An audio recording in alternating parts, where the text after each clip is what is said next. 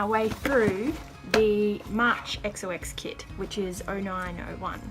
I'm Sarah. I'm one of the owners of XOXkit, and I'll be taking you through the two projects that are included in this month's kit.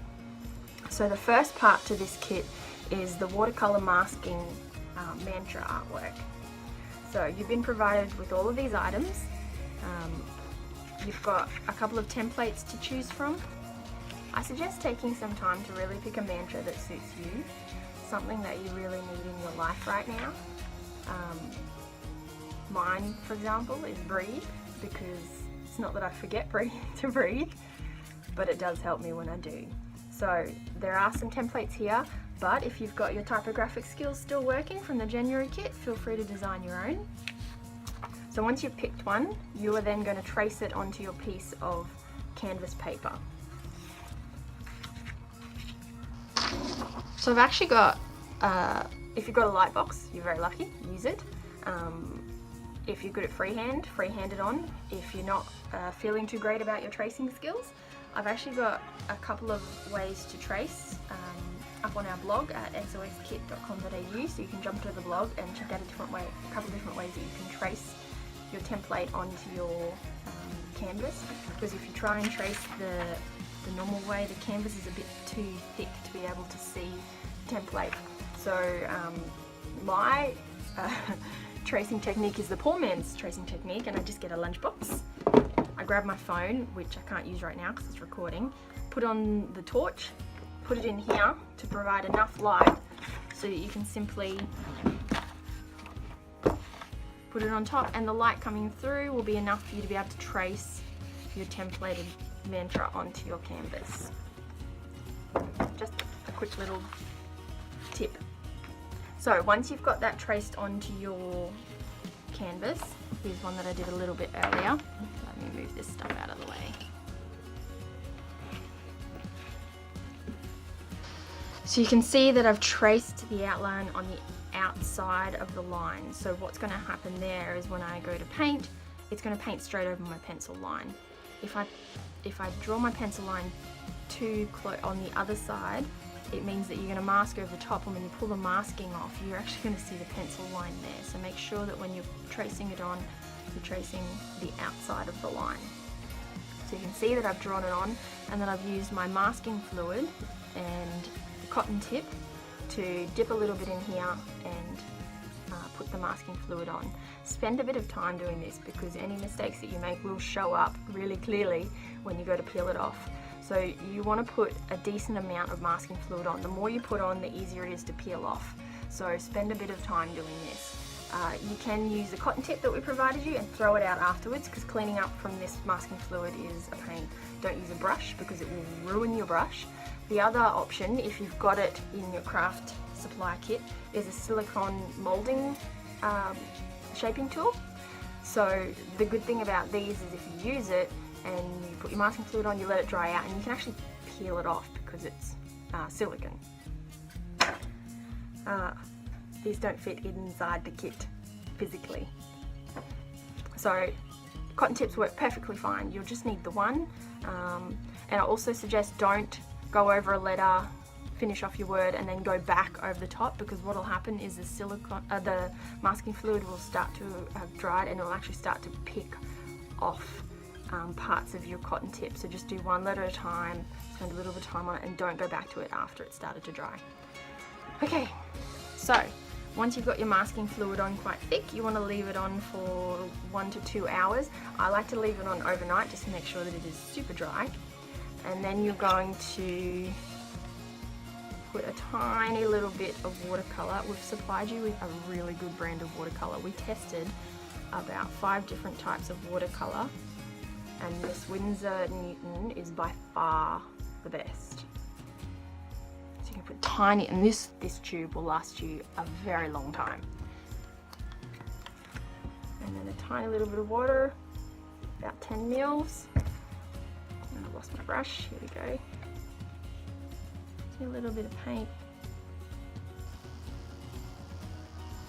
and you're just going to paint over the top. Now if you want quite a washed out look like I've done on this side, use a lot of water. if you would like a quite dark section, use primarily paint. So you can actually grab all of this. So that E is going to be quite dark. So when you're painting over this, you need to paint right over the top, because if we go to peel it now, it's going to be losing, you might not be able to read some of the words.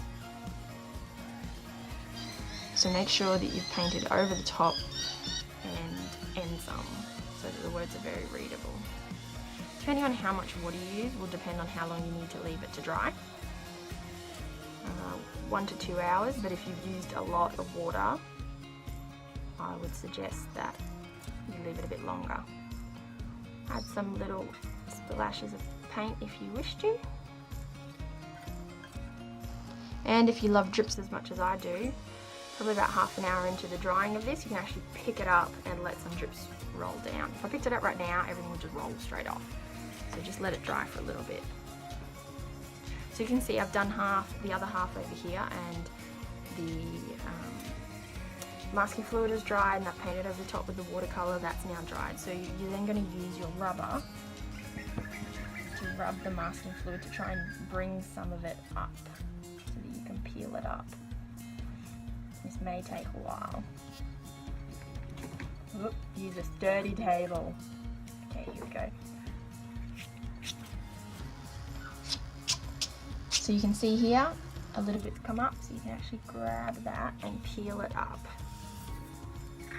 Got tweezers, that might help. Also, I don't suggest having half your canvas wet and half dry like I'm doing, because it means that you can't move your canvas around very much to help you with the peeling.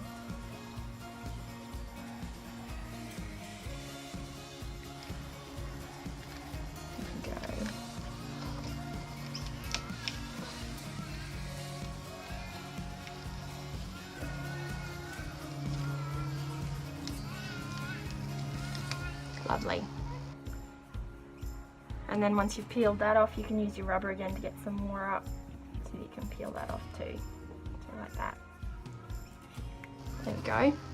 And so on. Obviously I'm not going to keep going because that's still wet and it will make a giant mess. So once that's done, just put it to the side, let it dry for an hour or two, again depending on how much water you've used.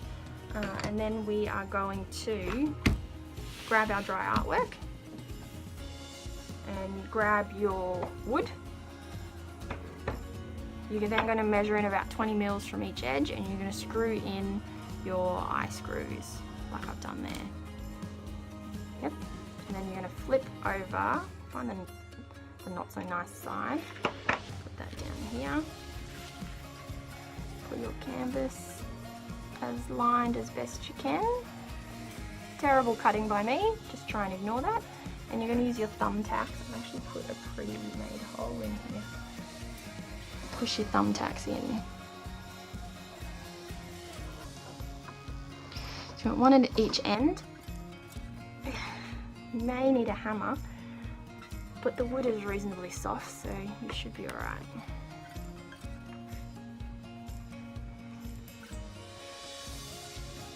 Lovely. Make sure they're laying flat. And you're going to flip this over and use the string, and you're going to tie it up, and it should be ready to roll.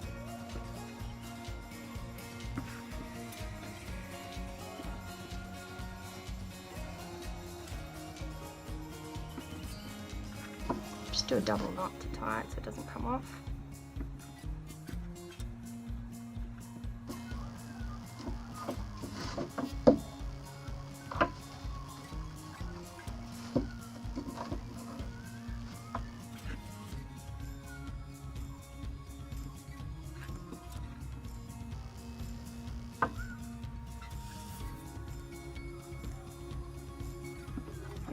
And you're just going to trim the ends off.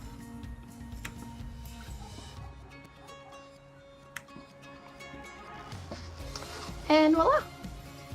You're finished. So that's the first project. The second project, you will need, you have 108 beads. You've probably been supplied a little bit more because it's very difficult to count out 108 beads. You've got your counter or marker beads and your guru bead, which is a large one, floss, thread, fishing wire, which you're probably not going to see very well, and I suggest you also have your own pair of scissors and a towel. So the reason we've got a towel is because as soon as you open this bag of beads, they're going to roll everywhere. So I've already grabbed them out of the bag.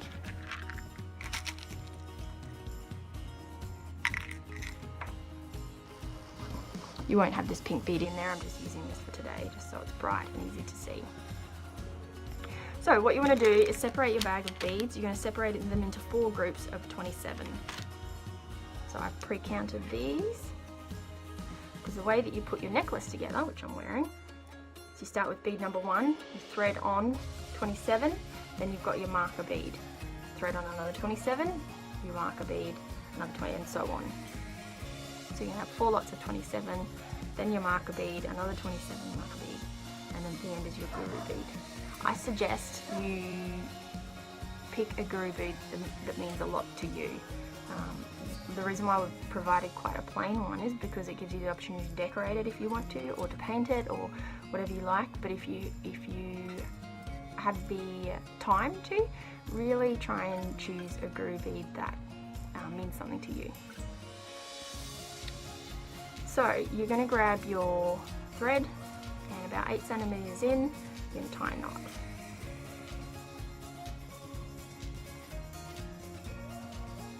And then you're simply going to start threading your beads on. I've got a smaller piece here, so it doesn't take as long. Thread it on. If you've got the time and you actually are going to use your mala beads to meditate, then I suggest putting a knot in between each of them. Reason being is that it's a lot easier to feel each bead separately as opposed to if they're all sitting next to each other. If you're not going to use this mala necklace for meditation and you're just using it to make a necklace, don't worry about putting the knots in between. You'll get it done a lot faster that way. So let's pretend that I've put my 27 beads on and we're up to the guru bead. I've actually got one over here that needs a guru bead put on, so I might use this one. So you get your fishing line and you find the halfway mark of it, hold it down like this. Sorry, this might be a little bit hard to see on the video. You can go right to the end of your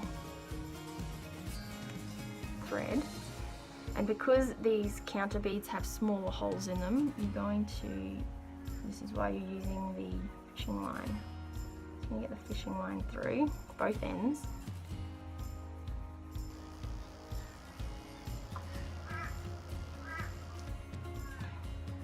I'm going to pull it as tight as you can, and on it goes. You may need to use pliers, but I didn't, as you see, I didn't have too much trouble there. So you see that bead's on, and then you're going to tie another knot. Ignore the tassel there, this is for a different project that I'm putting on the blog. So once you've done that, you've done your 27, put all your marker beads on, you've put your final 27 on, your 2 ends will look like this. So what you're going to do then is you're going to feed them through your guru bead.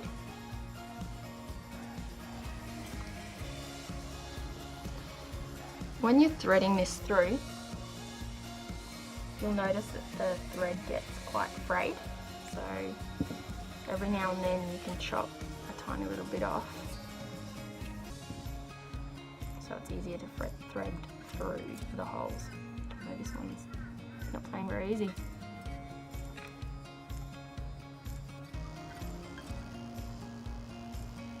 There we go. You'll also notice some of the beads might have a little bit of roughness in them. Just grab a skewer or a toothpick or a needle and just clean them out if you need to be able to get the thread through. So once you've done that, you're going to tie a knot.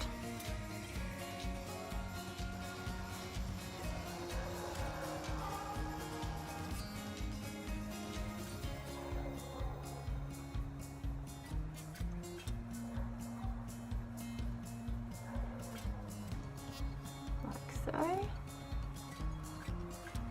and you put that aside because we're then going to do our tassel. So for the tassel, you're actually going to need the box that the XOXkit came in. I'm going to get you to cut off this flap on the edge of the box.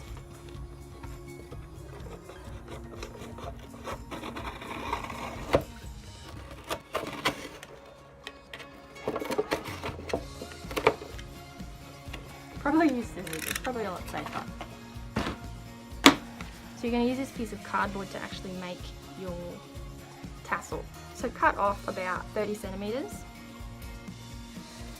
and put that to the side, and then the rest of your thread you are going to wrap around this piece of cardboard. If you want a longer tassel, find a wider piece of cardboard. If you want a shorter tassel, use a shorter piece of cardboard. So for example,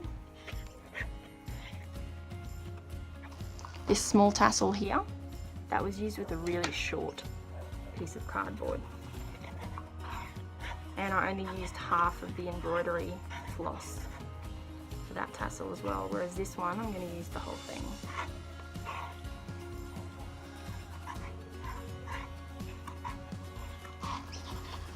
So the reason why there's 108 beads is that there's a lot of beliefs as to why there's 108 beads. So feel free to look them up, and we'll have some on our blog as well. Just a couple of the reasons is the moon and the sun are 108 times their individual diameters distance from the Earth. It's also thought that 1 represents God or the universe or a higher belief. 0 represents humility in spiritual, in your spirituality, and 8 means infinity and forever. It's timeless. So once you've finished wrapping that, you're then going to find the center, and you're going to wrap this around.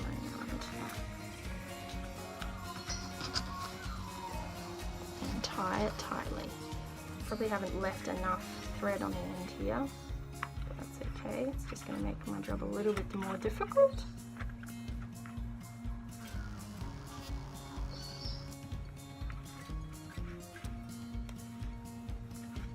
If you do use these as meditation beads, which I strongly suggest you do, when they do break, don't be sad. It just means that you've used them and you've gotten what you need from them, and you don't need them any longer. So now you're going to slide this off the end.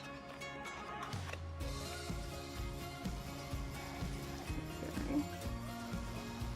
And that extra bit of thread that you cut, you're going to wrap around about 1 centimeter below where it connects to the necklace.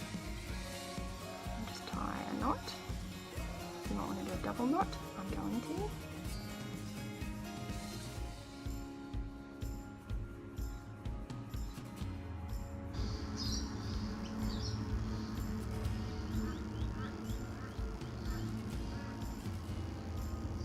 Go. And you're going to wrap this around 5 times for the 5 elements. I'm going to tie that off again. Another double knot. Where's my thread go?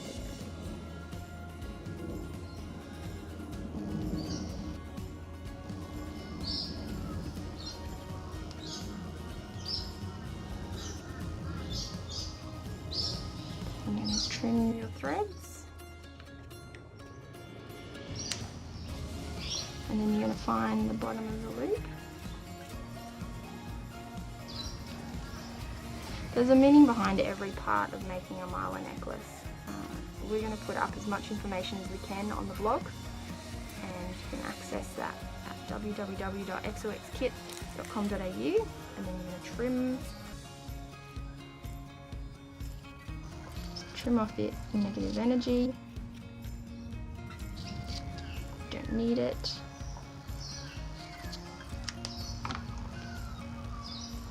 And it's done. Tassel's done. We also have information on the blog about how to use these as prayer beads, what fingers to use, how to use them through choosing your mantra and then repeating your mantra, having a counter bead, so pause, then move through and repeat your mantra again. But all this information can be found on the blog. Other than that, we're done. Hopefully we'll see you next month. I'm not going to tell you what the kit is, but it's very fun. Thank you.